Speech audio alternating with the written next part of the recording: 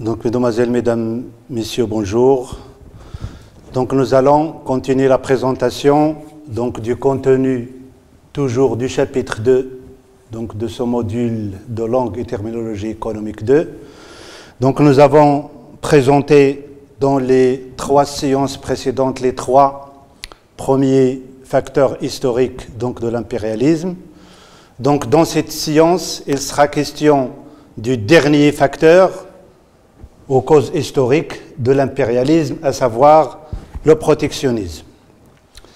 Donc, le contenu de cette séquence 4, c'est 2 éléments principaux. Le premier, c'est le protectionnisme, الحمائية كسبب من الأسباب الرئيسية التاريخية للإمبريالية. ثم بعدها سننتقل إلى المحور الثاني من الفصل التوسع الاستعماري كبداية للإمبريالية. Donc, comme vous pouvez le constater, on a 2 éléments. Le protectionnisme comme cause historique de l'impérialisme, c'est-à-dire la dernière cause historique, la 4e cause historique de l'impérialisme. Puis, après, on va boucler l'axe 1 et on va passer au 2e axe principal, la colonisation comme préalable à l'impérialisme. Donc, جوج العناصر الحمائية كسبب تاريخي للإمبريالية، وننهي المحور الرئيسي الأول ثم ننتقل إلى المحور الرئيسي الثاني حول التوسع الاستعماري كبداية للإمبريالية. Donc, pour commencer, on va donner la définition du protectionnisme. ما معنى الحمائية كسياسة اقتصادية؟ C'est quoi le protectionnisme? Donc, le protectionnisme désigne une politique qui vise à limiter, voire dans certains cas, à empêcher l'entrée sur le territoire national des produits ou des capitaux en provenance de l'étranger. Donc, vous l'avez constaté, on a 2 éléments principaux. D'abord, le protectionnisme qui a un objectif de limiter الحد من دخول المنتوجات والرسامي الأجنبية إلى التراب الوطني لدولة معينة. Il vise à limiter. Mais parfois, il peut viser à empêcher complètement, interdire المنع الكلي لدخول هذه المنتوجات والرسامي إلى التراب الوطني لدولة معينة. Bien entendu, l'objectif c'est quoi du protectionnisme? Donc l'objectif c'est la préservation et la protection de la production nationale, donc des unités de production nationale, donc de l'économie nationale. L'objectif du protectionnisme est de protéger les acteurs économiques nationaux de la concurrence étrangère. Donc, si on a un secteur économique fragile, donc la seule façon de le protéger, c'est d'adopter la politique protectionniste. Donc, la politique protectionniste peut prendre différentes formes, c'est-à-dire comment on applique le protectionnisme. Donc, on l'applique via un certain nombre de formes. Donc, il peut être avoué, c'est-à-dire une politique protectionniste avouée, mu'lana, siyasa hima'iya mu'lana. Il peut également être temporaire, c'est-à-dire ou non, c'est-à-dire de plus ou moins déguisé ou masqué. Siyasa hima'iya mu'lana ou mukhtabi'a. Il peut également être temporaire pour acquérir ou accroître les avantages comparatifs d'un pays. Donc, qu'est-ce qu'on veut dire par une politique avouée, politique protectionniste avouée? C'est-à-dire, quand je veux exporter vers toi, je sais ce que j'ai à payer, c'est-à-dire l'application des droits de douane. L'application des droits de douane, الحقوق الجمركية. إذا ملي تنبغي نصدر لدولة أخرى sa politique il est avouée, il est connu, c'est-à-dire qu'il a des droits de douane que je dois payer si je veux exporter un produit quelconque. Il peut être plus ou moins masqué, c'est-à-dire qu'il ne s'agit pas uniquement des droits de douane, il peut y avoir d'autres normes non tarifaires. Les normes non tarifaires. Quand on parle des normes non tarifaires, c'est-à-dire un certain nombre de comportements, des choses à respecter quand je veux exporter vers vous, tout en respectant les droits de douane. Quand on parle par exemple des politiques de quotas, quand on parle des complications administratives, tout ça, ce sont des normes non tarifaires. Je ne te bloque pas par des droits de douane, mais je peux bloquer tes exportations vers moi par d'autres normes qui sont masquées. إذا الحمائية كتعريف هي السياسة المتبعة من طرف بعض الدول والتي تهدف إلى الحد بل في بعض الأحيان المنع من دخول المنتوجات والرسائل الأجنبية إلى التراب الوطني. سبق أن أشرت قبل قليل شنو هو الهدف من هذه السياسة، هو حماية الفاعلين الاقتصاديين من المنافسة الأجنبية. يمكن أن أعطي بعض الأمثلة من الواقع المغربي. مثلا ملي تكون عندنا سنة فلاحية جيدة، lorsqu'on a une bonne année agricole, par exemple, le gouvernement marocain, via le ministre de l'Agriculture, il peut prendre des décisions pour augmenter les droits de douane sur les céréales, sur l'importation des céréales. يعني وزير الفلاحة ملي تكون عندنا سنة فلاحية مزيانة، وزير الفلاحة كيتدخل يرفع الحقوق الجمركية على الاستيراد تاع الحبوب. شنو هو الهدف؟ هو حماية المنتجين الفلاحيين المحليين. والعكس صحيح، ملي تكون سنة فلاحية ضعيفة نظرا للجفاف أو أشياء أخرى، وزير الفلاحة كيتدخل تيحيد الرسوم الجمركية ولا كينزلهم باش يشجع الفاعلين على استيراد المواد الرئيسية للاستهلاك أو النظام الغذائي المغربي. إذا السياسة الحمائية قد تأخذ عدة أشكال، قد تكون معلنة أفوي، يعني هنا نتحدث عن الرسوم الجمركية، وقد تكون مختبئة ديغيزي، وهنا نتحدث عن ما يسمى الاقتصاديون بلي نورم نون تاريفير، يعني أنني كنمنعك باش ما تصدرش لعندي بأشياء أخرى غير الحقوق الجمركية، بحال لي كوتا، بحال التعقيدات الإدارية. وقد تكون موسمية. موسمية أي السياسة الحمائية تكون موسمية للزيادة في الميزات الخاصة بالبلد المعني. موسمية هو النموذج اللي عطيت قبل قليل ديال تدخل وزير الفلاحة المغربي مثلا الرفع من الرسوم الجمركية للمواد الفلاحية من لمدة معينة تكون فيها الهدف الرئيسي هو حماية المنتجين المحليين. Les armes du protectionnisme ont beaucoup évolué. ماذا نعني بلي زارم؟ بالأسلحة تاع السياسة الحمائية، تنعني بها هذوك الوسائل اللي أشرنا إليها قبل قليل. هل الأمر يتعلق بالرسوم الجمركية أم بأشياء أخرى تمنع أو تحد من التصدير؟ Donc les chercheurs distinguent deux types d'outils، جوج الأنواع من هذه الأسلحة، l'outil traditionnel et l'outil moderne. Les outils de protection traditionnels et les outils de protection moderne. Donc les outils traditionnels, dites les normes tarifaires.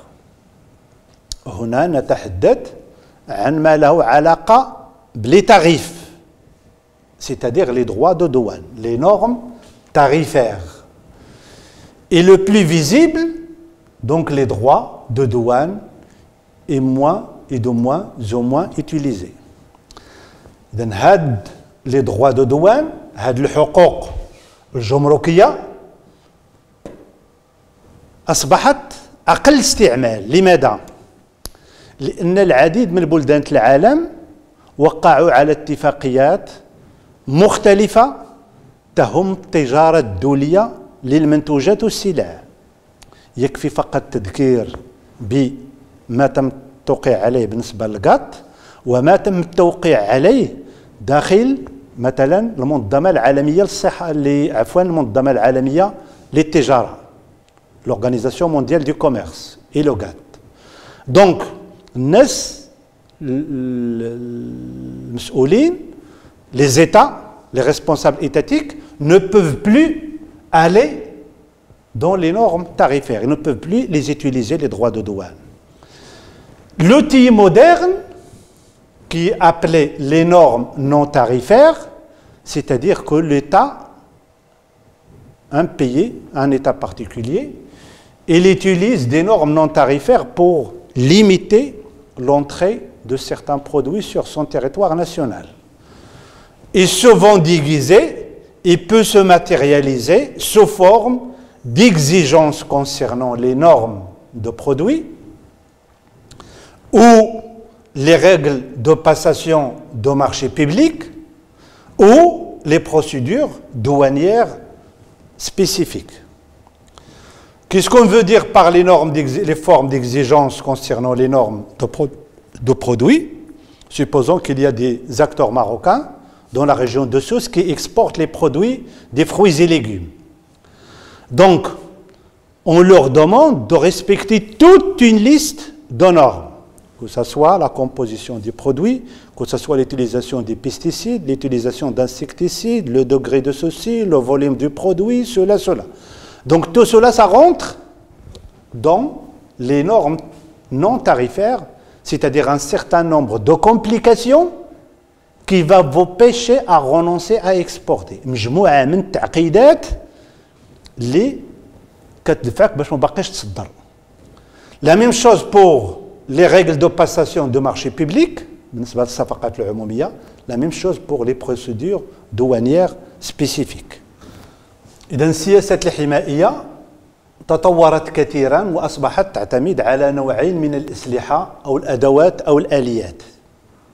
شنو هما الآليات التي تلجأ إليها الدول للحد من دخول المنتوجات الأجنبية أو الرسائل الأجنبية إلى ترابها الوطني؟ إذا هنا الباحثين تميزوا بين جوج الآليات، الآلية التقليدية والآلية العصرية. بالنسبة للآلية التقليدية مقصود بها المعايير تاع الرسوم الجمركية، يعني هذيك القيمة اللي كتخلص شركة معينة أو فاعل معين للتصدير نحو دولة معينة، وهي الأكثر وضوحا سي لا بلو كلير والمعتمدة على الحقوق الجمركية واستعمالها في تراجع مستمر، أي استعمال هذه المعايير التقليدية في تراجع مستمر. قلت قبل قليل لماذا فهي في تراجع مستمر؟ لسبب بسيط، هو أن العديد من الدول وقعت اتفاقيات على المستوى الدولي، النموذج تاع الاتفاقية تاع الغات والنموذج تاع l'OMC المنظمة العالمية للتجارة. إذا ملي تنوقعوا بهذا النوع من الاتفاقيات تصبح الدولة المعنية ملتزمة بالمشي في الاتجاه ديال تطوير التجارة الدولية، يعني أنها تلتزم باش ما تعيقش، لن تقوم بإعاقة تطور التجارة الدولية. إذا هنا بالنسبة للاستعمال ديال هذا الجانب المرتبط بالحقوق الجمركية في تراجع مستمر، ولكن هذا يعني بأن تم هناك اللجوء إلى معايير أخرى للحد من الصادرات في اتجاه البلد المعني. هذه الآلية هي الآلية العصرية. ماذا تعني الآلية العصرية؟ هو كل ما من شأنه أن يوقف أو يحد من التصدير نحو البلد، ولكن ليست هي الحقوق الجمركية، ce n'est pas les droits de douane. لذلك تسمى معايير غير مرتبطة بالرسوم الجمركية، les normes non tarifaires. يعني داك الشيء باش غادي نحبسك باش ما تصدرش في اتجاه البلد ديالي، ما عندوش الصبغة تاع الحقوق الجمركية تاع الفلوس على فرونتيير، نو، مي سي دوتر كومبورتمون، مجموعة من السلوكات أهمها التي غالبا ما تكون مموهة ديغيزي، والتي تمر عبر أشكال مختلفة مثل معايير الواجب احترامها في المنتوجات. تقول لك المستورد تاع الطماطم المغربيه بغيت مطيشه من حجم معين، ما يكونش فيها لي بيستيسيد، ما يكونش فيها لي زانسيكتيسيد، ما يكونش كذا ما كذا كذا كذا كذا. اذا مجموعه من المعايير الواجب احترامها في منتوجات معينه من حيث الحجم، السلامه الصحيه والشروط المعقده لولوج الصفقات العموميه. طبعا الاحيان باش ما تشاركش في صفقة معينة غالبا ما تكون هذه الشروط جد معقدة، وبالتالي اوتوماتيكمون جيليمين واحد العدد من الشركات التي تتوفر على المواصفات لكنها لا تشارك في الصفقة. لماذا؟ لأن مسطرة المشاركة جد معقدة. نفس الشيء بالنسبة للمساطير ديال التصدير، نطلب لك الشهاده ديال كذا تاع المطابقه، الشهاده ديال ريجستر كوميس، الشهاده ديال الملائمه مع المعايير الاوروبيه، الشهاده ديال كذا، الشهاده. اذا في اخر المطاف تندفعك نحو عدم التصدير، وبالتالي تيبقاو الناس المتحكمين في هذا التصدير يعني بين ايادي يعني في حدود جد قليله. Donc, dans le stade, si on veut parler de la politique protectionniste, on va parler du stade du développement antérieur au capitalisme. Donc, l'ancien régime était favorable aux barrières douanières pour plusieurs raisons. إذن في المرحلة ما قبل النظام الرأسمالي كان هناك تواجد للأنظمة التي تكون متلائمة ومتفقة مع السياسة الحمائية لسبب رئيسي، لأن البلدان آنذاك تجمع انطلاقا من هذه الرسوم الجمركية تعتبر من بين المصادر اللي كتعتمد عليها باش تكون لو بيدجي دو ليتا. إذا ils étaient favorables, l'ancien régime était favorable aux barrières douanières. Qu'est-ce qu'on veut dire aux barrières douanières? Les barrières douanières, c'est les droits de douane. إذا حيت انطلاقا le droit de douane c'est un impôt comme les autres. Donc الدولة كتعتمد على هذوك الضرائب باش تدير منها لو بيدجي دو ليتا، ميزانية الدولة. إذا هذيك الميزانية الدولة باش تخلص العسكر الموظفين كذا كذا كذا كذا. دونك لو ليبر ايشانج، التبادل الحر اللي هو العكس تاع الحمائية. التبادل الحر لو ليبر ايشانج ne commence à s'opposer qu'au 19e siècle, القرن التاسع عشر, quand les auteurs classiques commencent à aborder les avantages pour les nations. Donc, la prise de décision de s'ouvrir sur l'autre, d'aller vers l'autre, d'aller vers l'international, a été prise, cette décision, elle est prise à cause de l'influence des auteurs classiques. Ricardo estime que le libre-échange permet la spécialisation internationale et l'éloignement de la stagnation économique.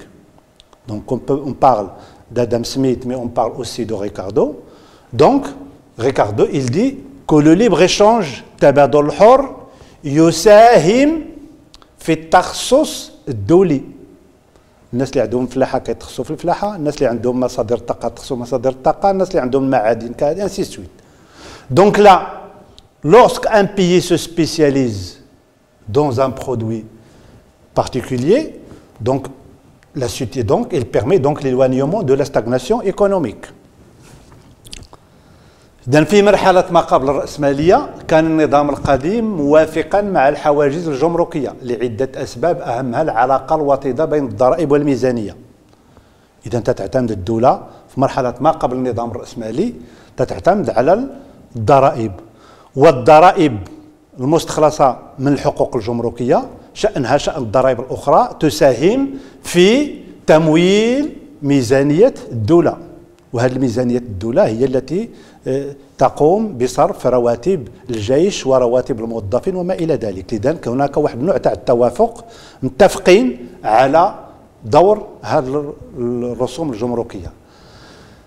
لكن مع مرور الوقت في القرن التاسع عشر التبادل الحر أصبح سياسة تجارية واقتصادية، وظهرت بكيفية مهمة خلال القرن التسعتاش بعد أن تحدث عن ميزاتها رجال الاقتصاد الكلاسيكيون. يعني أن القرارات اللي تتخذها الدول في تلك المرحلة جت عن تأثير أي متأثرة بما يكتبه علماء الاقتصاد خلال تلك المرحلة. ملي تقول علماء الاقتصاد راه الحمائية مزيانة، تيكونوا المسؤولين تحت التأثير ديالهم وتطبقوا السياسة الحمائية. ملي تيكون علماء الاقتصاد تيذكروا على المميزات تاع لي زافونتاج تاع التبادل الحر تيطبقوا التبادل الحر. إذن التبادل الحر ظهر كالسياسة بعد أن ظهرت مجموعة من الكتابات والتحاليل من طرف رجال الاقتصاد الكلاسيكيون. ريكاردو دافع عن التبادل الحر واعتبره كوسيلة للتخصص الدولي كما سبق أن أشرت قبل قليل، وعاملا لإبعاد الركود الاقتصادي. بالنسبة لريكاردو، إذا ما غاديش ندخل في التفاصيل المرتبطة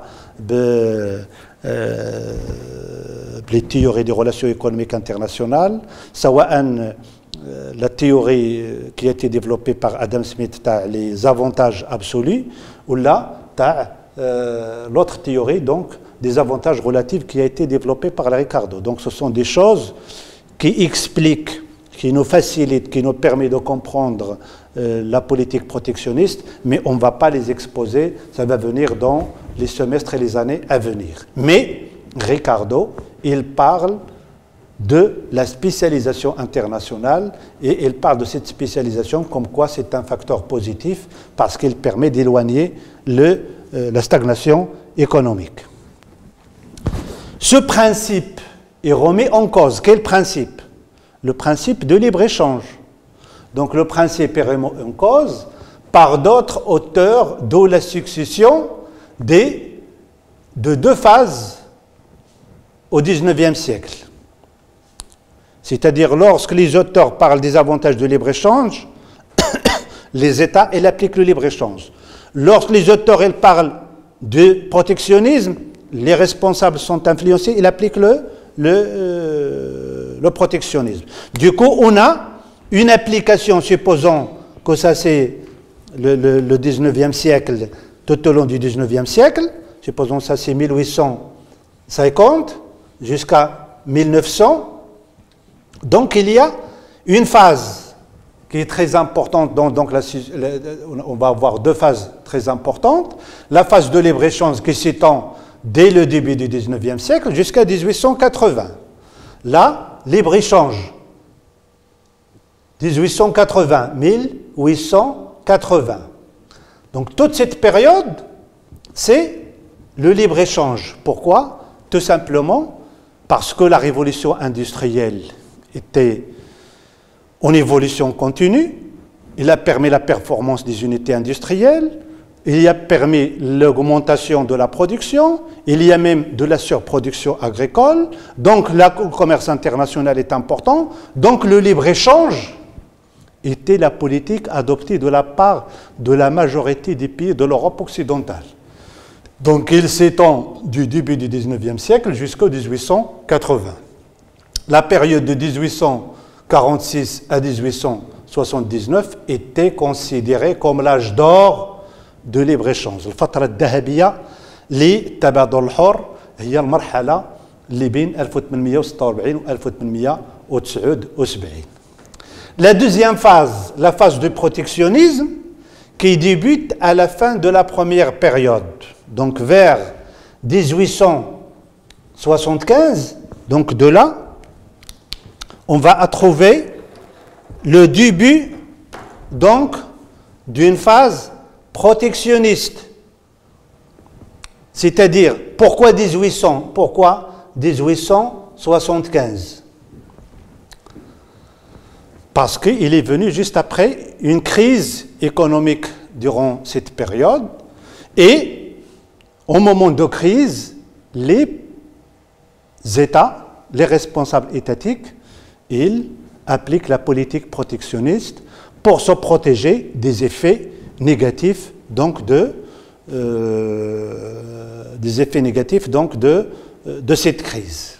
Donc qui débute à la fin de la première période précédente, il débute de 1875-1880 et il continue même pendant la période de l'entre les deux guerres, c'est-à-dire à la fin de la Première Guerre mondiale 1918 et début de la deuxième 1938. Donc là, une phase, la succession, تناوب بين فترات التبادل الحر وفترات الحمائية. إذا هذا الطرح يعني لو برانسيب أو المبدأ ديال التبادل الحر تم انتقاده من طرف كتاب آخرين مما أدى إلى تناوب فترات التبادل الحر وفترات حمائية خلال القرن 19. إذا مرحلة التبادل الحر التي امتدت من بداية القرن 19 إلى 1880 واعتبرت المرحلة الممتدة بين 1846 و 1879 بمثابة المرحلة الذهبية للتبادل الحر على المستوى العالمي وخاصة بالنسبة للدول الأوروبية.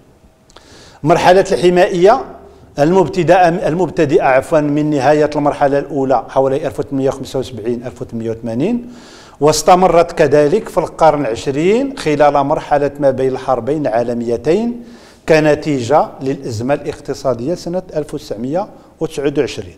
دونك مجموعة من التحولات التي همت الميادين الاقتصاد والتي تختلف كليا من مرحلة إلى أخرى كما سبق أن أشرنا إلى ذلك سابقا. Donc beaucoup de pays ont alors instauré des barrières douanières pour protéger leurs industries naissantes contre la concurrence britannique. Je rappelle ce que j'ai dit il y a deux séances. On a parlé de la Grande-Bretagne lorsqu'on nous avons parlé de la révolution industrielle et nous avons dit que la Grande-Bretagne était le berceau de la révolution industrielle, donc elle était la première à connaître la révolution industrielle, donc elle est la plus puissante sur le plan industriel. Donc les autres pays voisins de la Grande-Bretagne, que ce soit l'Allemagne, que ce soit la France, que ce soit les autres pays européens, même les États-Unis, ces pays-là ont adopté des politiques protectionnistes. Donc l'Allemagne a adopté une politique protectionniste parce que son industrie est moins forte que l'industrie britannique. Donc la concurrence. Donc l'Allemagne, en 1879, donc leur industrie naissante contre la concurrence britannique. Ils ont défendu, ils ont protégé. La même chose pour la France en 1881, les États-Unis en 1890. Beaucoup de pays ont alors instauré des barrières douanières pour protéger leurs industries naissantes. Comme conclusion, qu'est-ce qu'on peut dire? Nous constatons de la présentation des principaux facteurs historiques de l'impérialisme qu'à la fin du XIXe siècle et début du XXe, le capitalisme mondial a connu des crises multiples et était incapable de se développer sur le plan interne. Quand on parle sur le plan interne, c'est-à-dire sur le plan des pays capitalistiques, principalement de l'Europe occidentale, mais aussi des États-Unis. Donc s'il est incapable de se développer, à cause de ce que nous venons d'exposer, donc il va chercher d'autres solutions qui ne seront pas cette fois-ci internes, mais il va chercher des solutions externes. Et quand on parle des solutions externes aux problèmes que connaît le système capitaliste en Europe, ça veut dire qu'on va aller vers le-delà de l'Europe, en dehors des frontières de l'Europe, c'est-à-dire on va aller vers les colonies, que ce soit en Asie, en Afrique ou en Amérique latine. إذن في العديد من الدول طبقت أو أقامت الحواجز الجمركية لحماية صناعتها الفتية من شراسة المنافسة البريطانية. نفس العناصر التي أكدنا عليها خلال الحصة ما قبل الماضية أي أن بريطانيا كانت هي أولى الدول التي عرفت الثورة الصناعية، وبالتالي فالقطاع الصناعي البريطاني أكثر تطورا وأكثر شراسة وأكثر تنافسية كومبيتيتيف. إذا ألمانيا ستلجأ إلى البروتكسيونيزم 1879، فرنسا في 1881 والولايات المتحدة الأمريكية في 1890. إذا جل هذه السنوات هي ديال نهاية السبعينات ونهاية الثمانينات، نهاية القرن التاسع عشر، دول عرفت الثورة الصناعية لكنها رغم ذلك فضلت تتبع السياسة الحمائية لحماية مشاريعها الوطنية خاصة في الميدان الصناعي. كخاتمة لهذا المحور، ماذا نقصد هذا المحور؟ المحور الرئيسي الأول من الفصل الثاني اللي تحدثنا فيه عن الأسباب التاريخية للإمبريالية. نستنتج مما تم تقديمه كعوامل تاريخية للإمبريالية أنه في نهاية القرن 19 وبداية القرن 20 كانت الرأسمالية العالمية تعيش أزمات خانقة منعتها من التنمية والتطور على المستوى الداخلي، وبالتالي ستبحث لا محالة عن منافذ ستمكنها من القيام بالتطور والتنمية ديالها خارجيا. وعندما نتحدث عن التطور الخارجي أي اللجوء إلى الاستعمار والمستعمرات. Donc la solution de la situation que connaît le monde capitaliste, c'est l'extension des rapports et des modes de production capitalistes vers des régions extérieures où les modes de production pré-capitalistes prédominent encore. الحل لهذه الوضعية لن يكون حلا داخليا، بل الحل سيكون خارجي. ماذا خارجي؟ أي اللجوء نحو مناطق الإنتاج ما قبل الرأسمالي. وعندما نتحدث عن مناطق الإنتاج ما قبل الرأسمالي نتحدث بالدرجة الأولى عن الدول في أمريكا اللاتينية، في أفريقيا، في آسيا. دونك لو شوك، إذا هذوك أنماط الإنتاج الرأسمالية اللي في أوروبا غادي تصدروا البلدان الإفريقية، غادي تصدروا لأمريكا اللاتينية، وغادي تصدروا البلدان الآسيوية. ماذا ستكون النتيجة؟ الاصطدام، un choc entre les pays capitalistes et les pays pré-capitalistes. Les pays capitalistes هما الدول الأوروبية وأمريكا الولايات المتحدة الأمريكية. بري كابيتاليست هي الدول اللي ما عرفتش الرأسمالية واللي هي الدول ديال ما سيسمى فيما بعد المستعمرات. Donc a eu comme conséquence une dégradation des structures économiques, sociales équilibrées des seconds. C'est quoi les seconds? C'est les pays pré-capitalistes. Donc هذاك الاصطدام سيؤدي إلى زعزعة الاستقرار والتوازن اللي كان على مستوى أنماط الإنتاج في الدول ما قبل الرأسمالية. Ce qui s'est traduit par quoi? La naissance d'une nouvelle situation, le sous-développement.